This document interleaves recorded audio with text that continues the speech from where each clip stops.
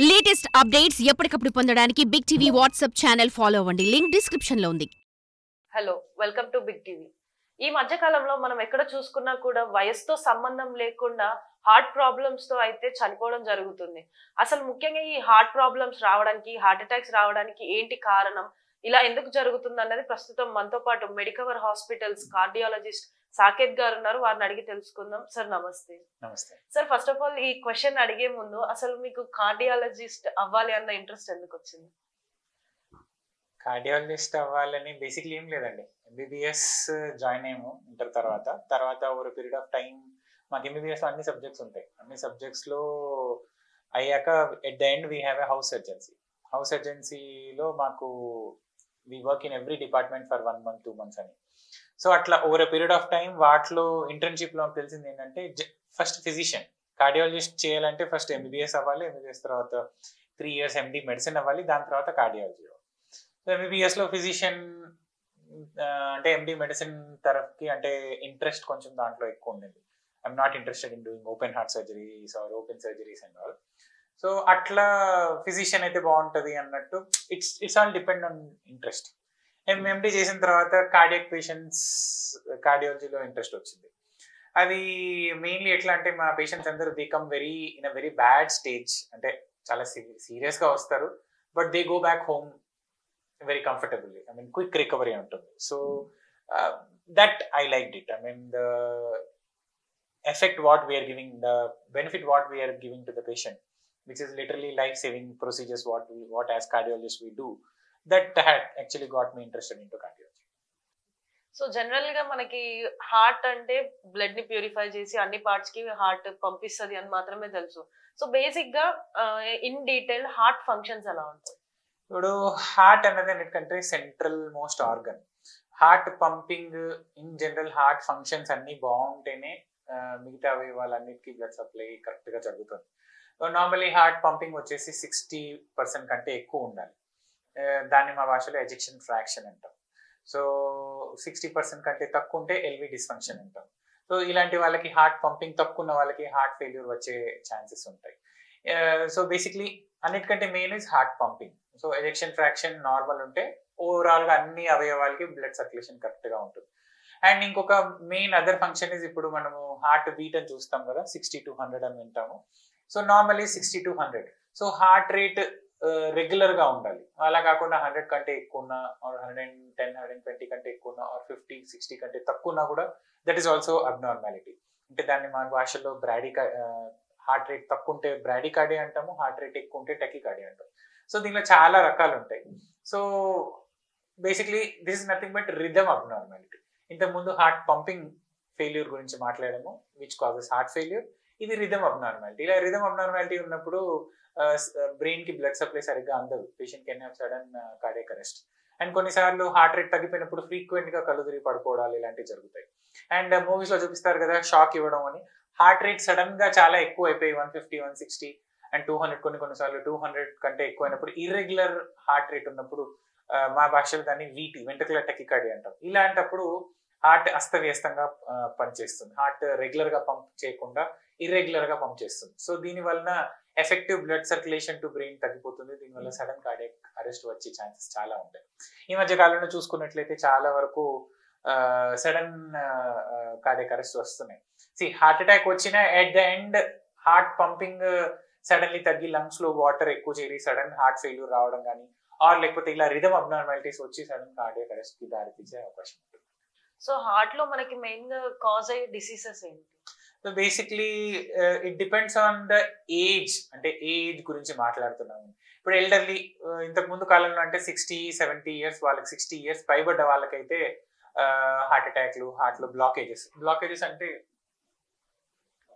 So ఇది normal heart రక్తనాళం అండి. ఇది నార్మల్ హార్ట్ రక్తనాళము. So over period of time 50-55 దాటిన తర్వాత ఇలా కొంచెం కొవ్వు పేరుకుపోతుంది హార్ట్ రక్తనాళాల్లో. సో బట్ అలా కాకుండా కొంత 60+, 65+ బీపీ ఉన్న వాళ్ళు, షుగర్ ఉన్న వాళ్ళు, స్మోకింగ్ చేసేవాళ్ళు, family history of heart problem ఉన్న వాళ్ళు, వీళ్ళకి ఏమవుతుందంటే ఈ అథెరోస్క్లెరోసిస్, ఈ కొలెస్ట్రాల్ కొవ్వు పేరుకుపోయే ప్రాసెస్ ఏదైతే ఉందో అది ర్యాపిడ్ అవుతుంది, స్పీడ్ అవుతుంది. స్పీడ్ అయ్యి వాళ్ళకి 60-65 years అప్పుడు ఇలా ఆర్టరీ వాల్ లోపల కొవ్వు పేరుకుపోతుంది. ఈ వాల్ కొవ్వు చాలా పేరుకుపోయినప్పుడు పూర్తిగా పేరుకుపోయి రక్తనాళాన్ని పూర్తిగా మూసుకుపోయినప్పుడు దాన్ని హార్ట్ అటాక్ అంటారు. సో ఫస్ట్ థింగ్ ఎల్డర్లీ అంటే 60+ వాళ్ళలో వచ్చేది హార్ట్ అటాక్. హార్ట్ బ్లాకేజెస్ వలన హార్ట్ అటాక్ రావడానికి ఛాన్సెస్ ఉంటాయి.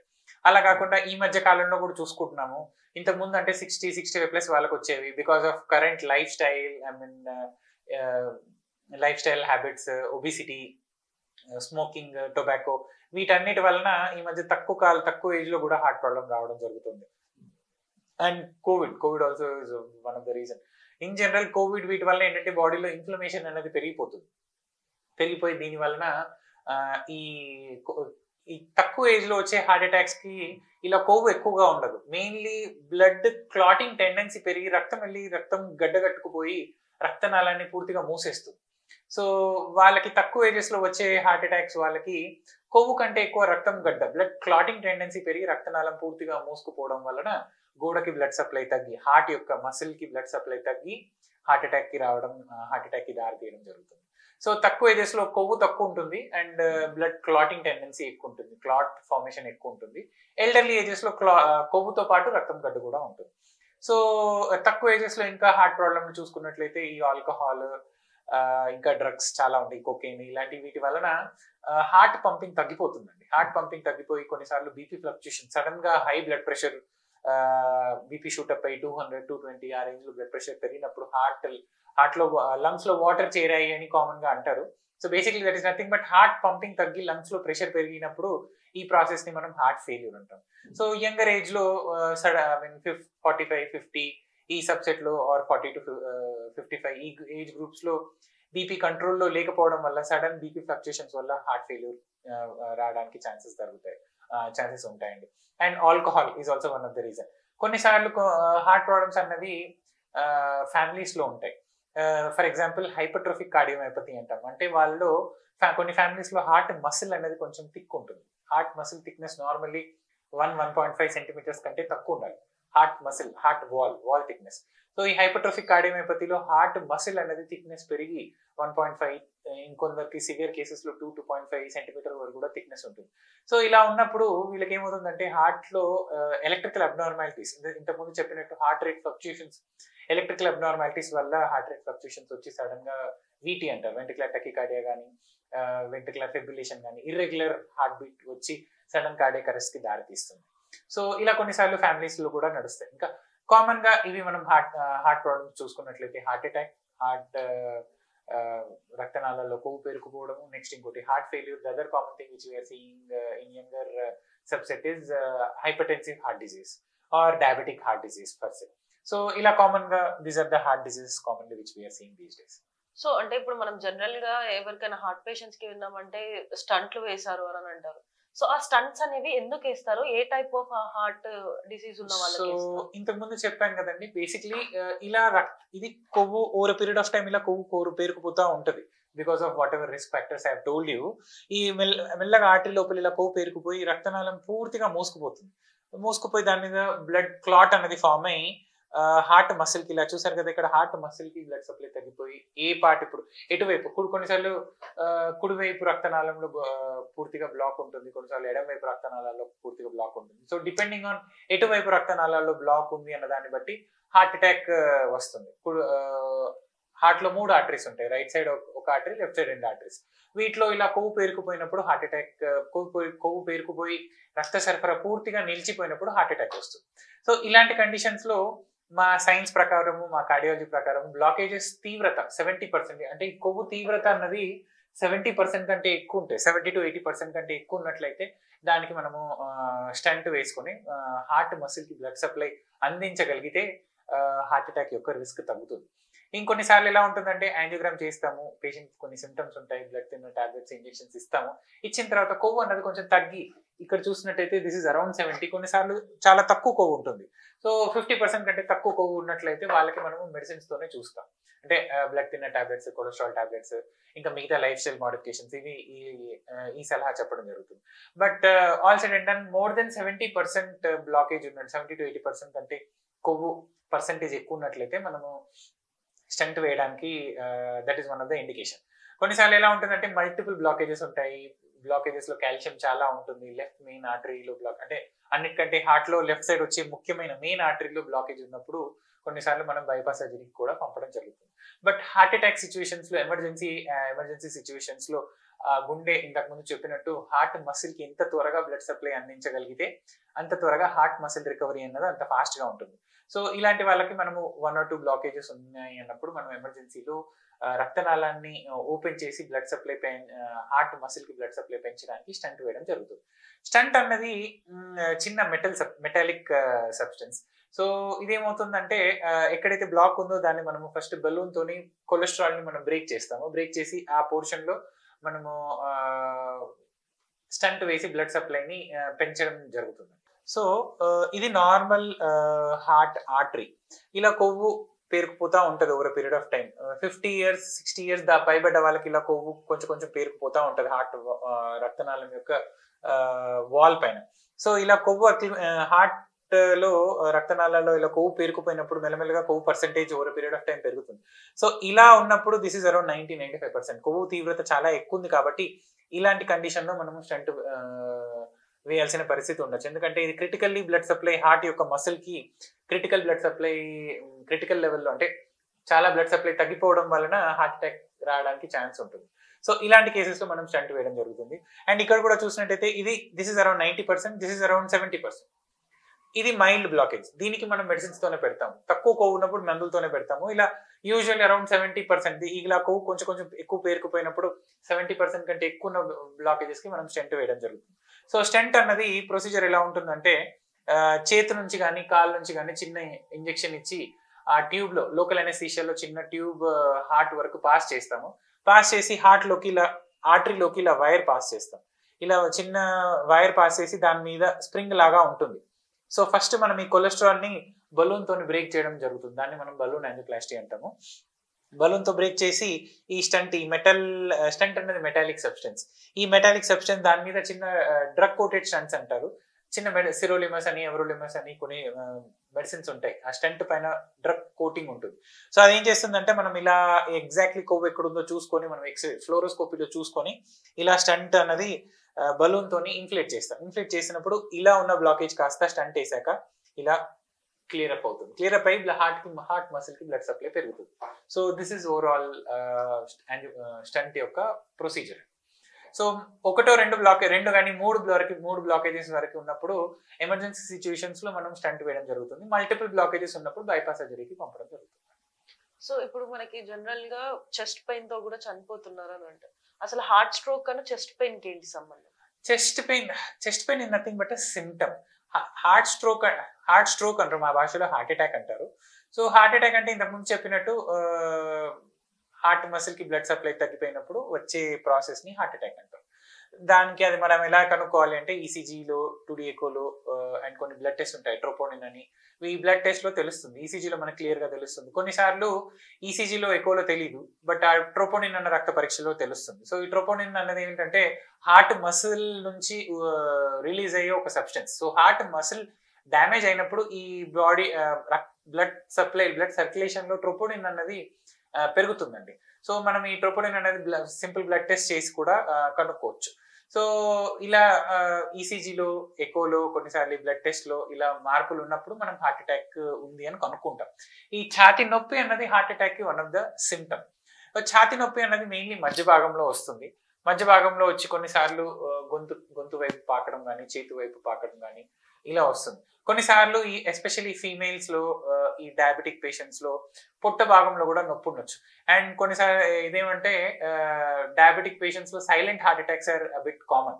అంటే వాళ్ళకి ఏంటంటే డయాబెటిస్ వలన డయాబెటిక్ న్యూరోపతి వలన నొప్పి, హార్ట్ అటాక్ వచ్చినప్పుడు నొప్పి వచ్చే ఏవైతే నర్వ్స్ ఉంటాయో అవి కూడా డ్యామేజ్ అవ్వడం వల్ల వీళ్ళకి ఛాతీ నొప్పి అన్నది ఎక్కువగా ఉండదు. కొన్నిసార్లు వేగ్ ప్రెజెంటేషన్స్ ఉంటాయి, వామిటింగ్ కానీ పొట్ట భాగంలో నొప్పి కానీ ఇలా లైట్ గా కొంచెం పెయిన్ వచ్చి తగ్గిపోతుంది. So especially diabetic long standing 5 to 10 years కంటే ఎక్కువ డయాబెటీస్ ఉన్న వాళ్ళు ఛాతీ నొప్పి అన్నది డు నాట్ నెగ్లెక్ట్. అట్లీస్ట్ మీ ఫిజిషియన్ని కానీ మీ కార్డియాలజిస్ట్ని కానీ సంప్రదించి మరి హార్ట్ పరంగా ఏమైనా కొన్నిసార్లు తెలియకుండా సైలెంట్ హార్ట్ అటాక్ కూడా వచ్చే అవకాశం ఉంటుంది. కాబట్టి హార్ట్ పరంగా ఏమైనా ప్రాబ్లం ఉందా అన్నది ఈ చిన్న చిన్న ఇంతకుముందు చెప్పినట్టు ఈసీజీ, ఎకో, ట్రెడ్మిల్ ఇలాంటి పరీక్షల్లో మనకి హార్ట్ ప్రాబ్లం ఉందా లేదా అన్నది కనుక్కోవడం ఇంపార్టెంట్ అండి.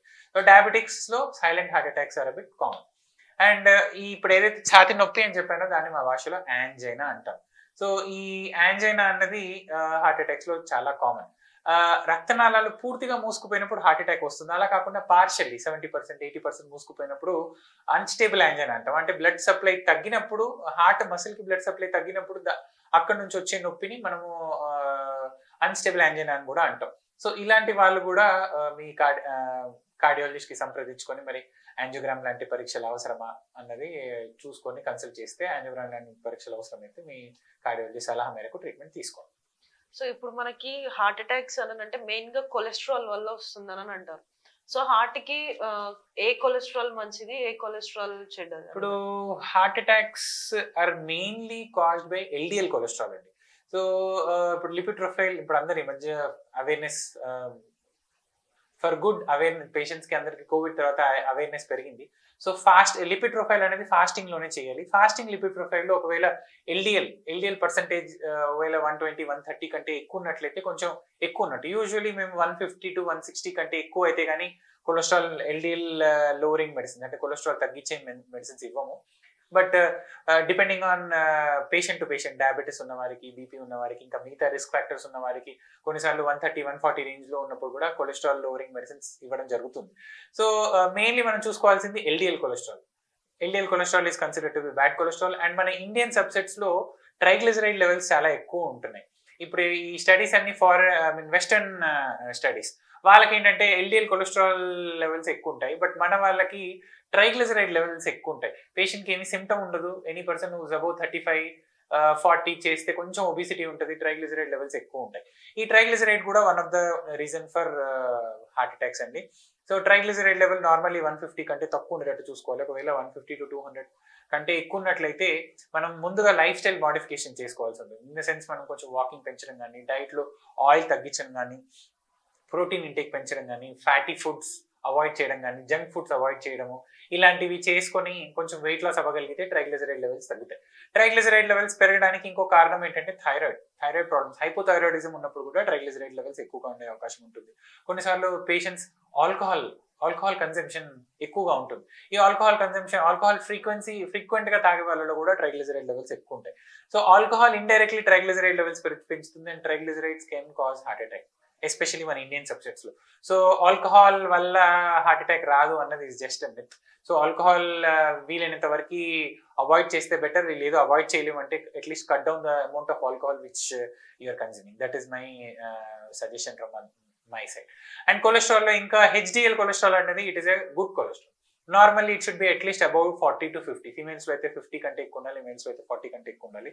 సో హెచ్డిఎల్ కొలెస్ట్రాల్ కూడా పెంచుకోవడం ఇంతకుముందు చెప్పినట్టు సిమిలర్ థింగ్, ఎక్సర్సైజ్ పెంచడము, omega-3 ఫ్యాటీ యాసిడ్స్ ఇంటేక్ ఎక్కువగా తీసుకోవడము, ఫిష్ ఇంటేక్ కొంచెం weekly twice fish intake. Fish oils are good for cholesterol levels అండి.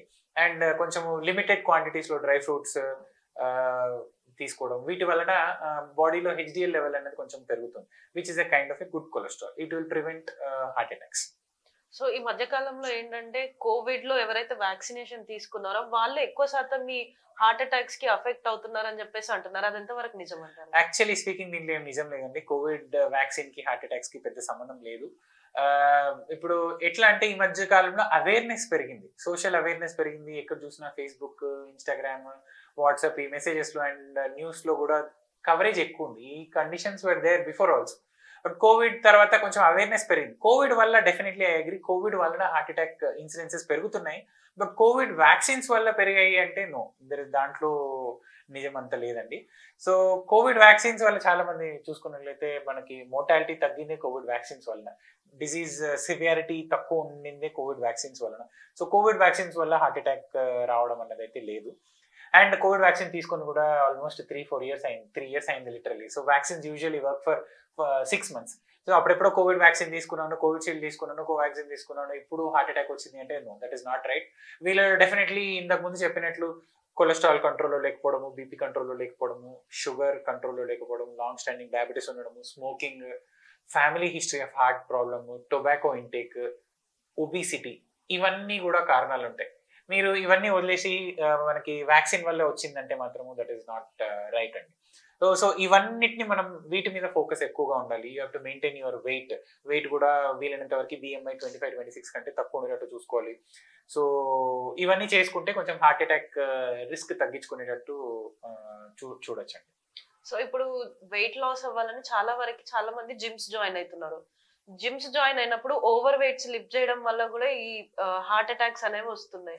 సో అది ఓవర్ వెయిట్ లిఫ్ట్ చేయడం అనేది కూడా ప్రాబ్లమ్ అంటారా? సో ఇప్పుడు జిమ్స్ లో ఈ మధ్య ఇన్సిడెన్సెస్ ఉన్నాయి, జిమ్ లో సడన్ కార్డియాక్ అరెస్ట్ అవుతున్నాయి. సో వీళ్ళకి ఏంటంటే ముందుగానే కొన్ని వార్నింగ్ సైన్స్ ఉంటాయండి.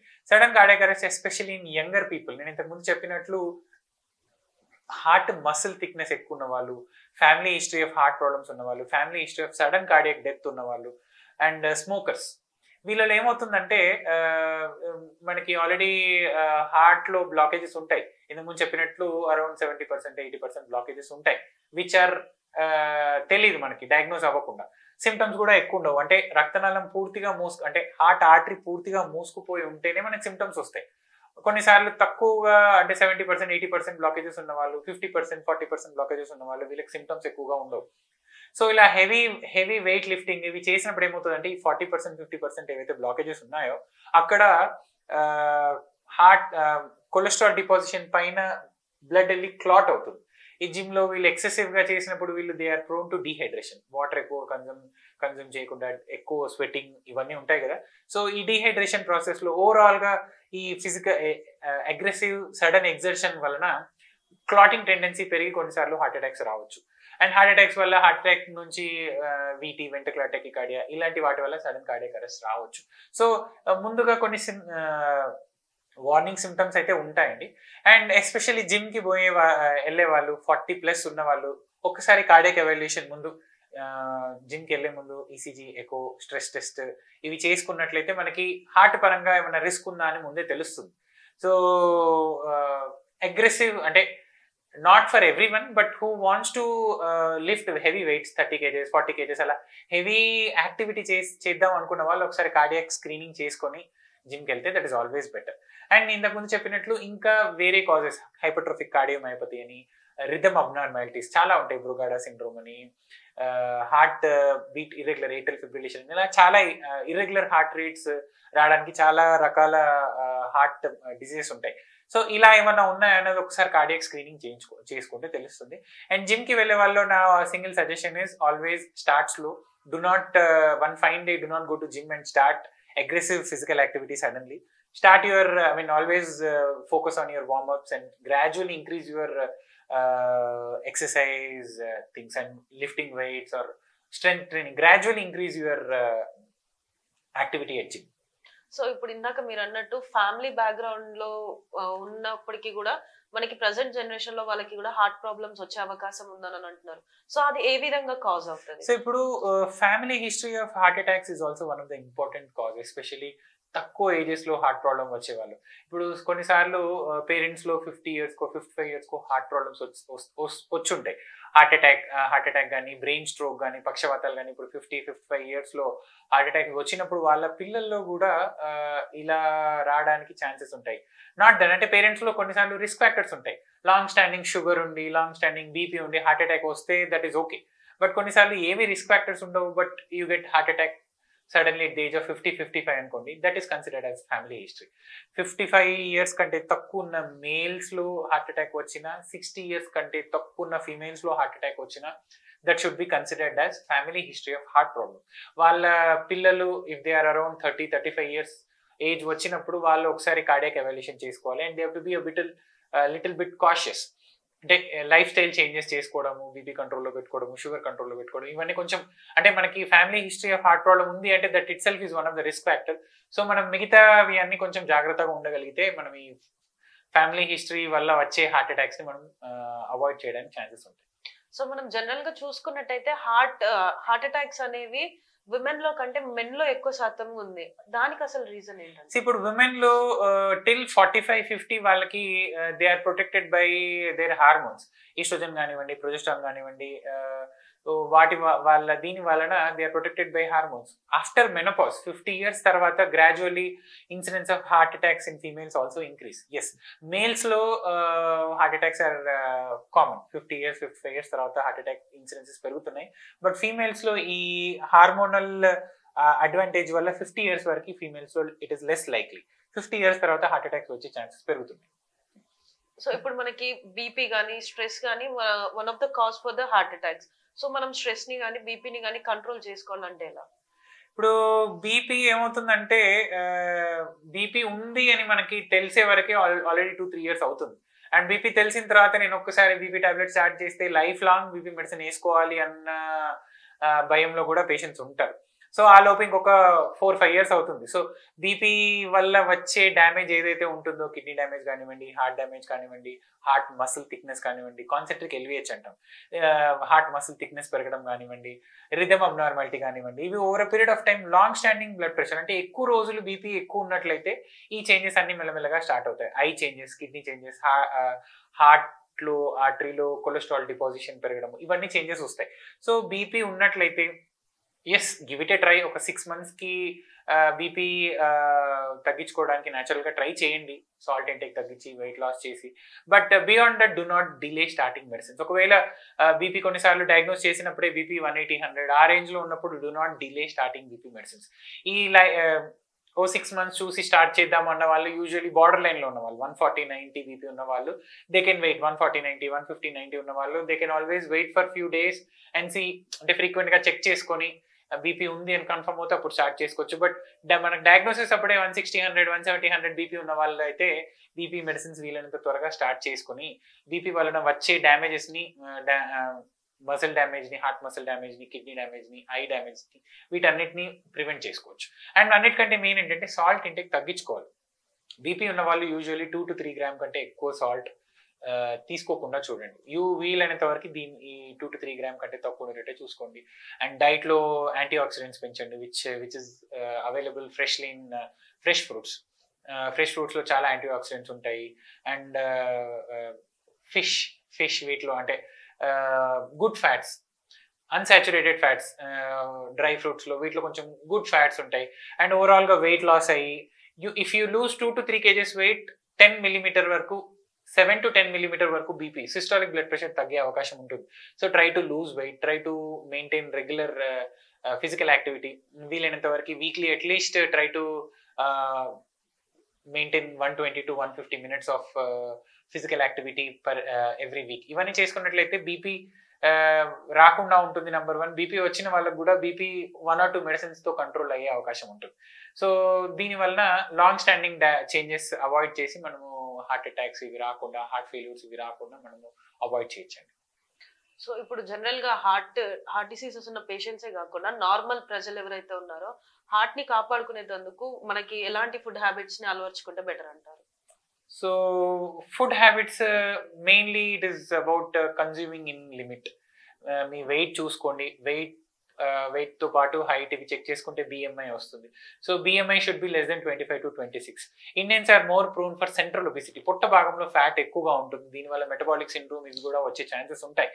సో షుగర్, బీపీ వీటి వల్లనే mainly they are all because of your central obesity. Indians లో ఈ సెంట్రల్ ఒబిసిటీ వల్ల కూడా కొలెస్ట్రాల్ లెవెల్, ట్రైగ్లిజరైడ్ లెవెల్ పెరగడం ఇవన్నీ జరుగుతాయి. సో ఇవన్నిటిని మనం అవాయిడ్ చేయాలంటే control your weight, limit your salt intake, limit your food intake, portion control is the key, and increase your fruit, fresh fruits కొంచెం తినడానికి ట్రై చేయండి. ఎవ్రీ మీల్లో at least 20% of your meal should be form by fruits. Protein intake కొంచెం పెంచుకొని, I mean bad fats in the sense saturated fats avoid చేసి, junk foods avoid చేయగలిగితే మనకి cardiac వైజ్గా హెల్ప్ అవుతుంది. అండ్ హార్ట్ అటాక్స్ ఇవి రావడానికి ఛాన్సెస్ తక్కువ ఉంటుంది. అండ్ ఫ్యాట్స్లో ఎస్పెషల్లీ ఈ మటన్ వీటిలో సారీ ఫ్యాట్స్ కాదు, ప్రోటీన్. ఈ మటన్ వీటిలో ప్రోటీన్స్ ఉంటాయి కానీ దే ఆర్ ఆల్ దాంట్లో చాలా they come under bad fat, red fat, sorry ఈ beef, mutton, chicken is a lean poultry. Chicken intake we encourage. Mutton, beef ఈ అన్నిట్లో రెడ్ మీట్ ఎక్కువ, దీని రెడ్ మీట్ అంటాం. వీటిలో యాంటీ ఆక్సిడెంట్స్ కాదు, ఆక్సిడెంట్స్ ఎక్కువ ఉంటాయి. సో వీటి వలన కూడా ఎక్కువ మటన్, ఎక్కువ బీఫ్ కన్జ్యూమ్ చేసే వాళ్ళలో హార్ట్ అటాక్స్ రావడానికి చాలా ఛాన్సెస్ ఉంటాయి, బికాస్ కొలెస్ట్రాల్ డిపాజిషన్ ఫాస్ట్ అవుతుంది. సో ఇలా రెడ్ మీట్ కన్జంప్షన్ ని వీలైనంత వరకు అవాయిడ్ చేయండి. Lean meet always you can consume and always focus on limiting your oil intake. Deep fry foods ఇవన్నీ అవాయిడ్ చేయగలిగితే హార్ట్ అటాక్స్ రాకుండా మనము కాపాడుకోవచ్చు. సో చూస్తున్నారు కదా డాక్టర్ గారు చెప్పేది, మనం ఏ విధంగా అయితే ఈ మధ్య కాలంలో ఎక్కువైపోతున్నాయి హార్ట్ డిసీజెస్ ని మనం తగ్గించుకోవాలి అని అంటే, మనం ఏదైనా తిన్నది కూడా మనకి సమపాలల్లో తింటూ దాన్ని మితంగా భుజిస్తూ మనకి సాల్ట్స్ ఏవైతే ఉన్నాయో సాల్ట్స్ కూడా తగ్గించుకుంటూ మన వర్కౌట్స్ కానీ ఇటు ఆహార అలవాట్లు కానీ అన్ని సమంగా పాటిస్తే ఎలాంటి heart diseases Rao. In case ఇలా చేసినప్పటికీ కూడా ఏదైనా హార్ట్ డిసీజెస్ అనిపిస్తే వెంటనే డాక్టర్స్ ని కన్సల్ట్ అవ్వమని చెప్పేసి తెలుపుతున్నారు. For more videos like this, subscribe Big TV channel.